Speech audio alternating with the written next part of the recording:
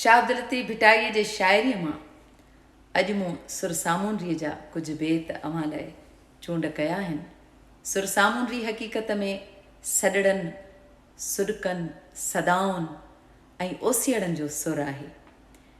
हिन सुर में उन्हनि वापारनि ऐं वणजारनि जो ज़िक्र कयल आहे जेके सालनि जा साल समुंडनि में ॿेड़ियुनि ज़रिए सफ़र कंदा हुआ ऐं उन्हनि जूं महबूबाऊं यानी उन्हनि जूं वनियूं उन्हनि जे ओसियड़े में पयूं तड़ पूॼींदियूं हुयूं, बासूं बासींदियूं हुयूं, वाटुनि ते ॾिया ॿारींदियूं हुयूं। उन्हनि जे जज़्बनि, उमंगुनि, उधमनि, आसुनि ऐं इंतज़ारनि जो ज़िक्र आहे। अॼु पिण वायूं कन वणजारा वञण जूं, अॼु पिण वायूं कन वणजारा वञण जूं, हलण हारा सुपरी रोआं तां न रहनि, आउं झलींदी केतिरो आयल सामूंडिन, पगह छोड़े जन विधा ॿेड़ा ॿार में। ॿेड़ीअ जे भूणनि नीह न कजे उनसी, ॿेड़ीअ जे भूणनि नीह न कजे उनसी, उभियूं ॾंभ ॾिसनि जे सिढ़ ॾेई सीर थिया। वाह, लाहींदे ई कन ॻाल्हियूं हलण संधियूं। हिकु वणजारी ॿिए वणजारे खे थी चए, पंहिंजी साहेड़ी ॿी वणजारीअ खे थी चए त अञा काल्ह त आया हा, अॼु वरी ॿुधुमि त हलण जूं ॻाल्हियूं पे कयनि।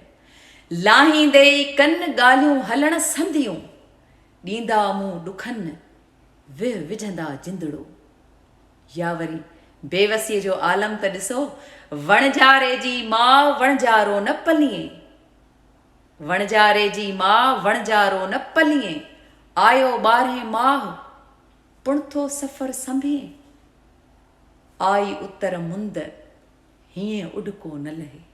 वाह वाह, वञे ई शाल विसरी जोतो सौदो सिखियो, वञे ई शाल विसरी जोतो सौदो सिखियो, अञा आए काल्ह पुणथो सफ़र संभीए, सेई जोभन ॾींहं जॾहिं सॼण सफ़र हलिया, सेई जोभन ॾींहं जॾहिं सॼण सफ़र हलिया, रोआं रहनि न सुपरी आयल करियां कीअं, मूंखे चाढ़े चीअं वियो वणजारो ओहरे। यानी इहे ई त असांजे खिलण मिलण मोहबतुनि जा ॾींहं हुया ऐं तूं इन्हनि ॾींहंनि में वापार करण लाइ हलियो वियो आहीं ऐं मुंहिंजो जवानी ऐं जोभन ईअं जली वियो आहे। वणजारनि वरी पिरह पगह छोड़िया, वणजारनि वरी पिरह पगह छोड़िया, ओलियूं पसी उन जूं पियड़म गच ॻरी, वींदसि माउ मरी सारे सामूंडिन खे।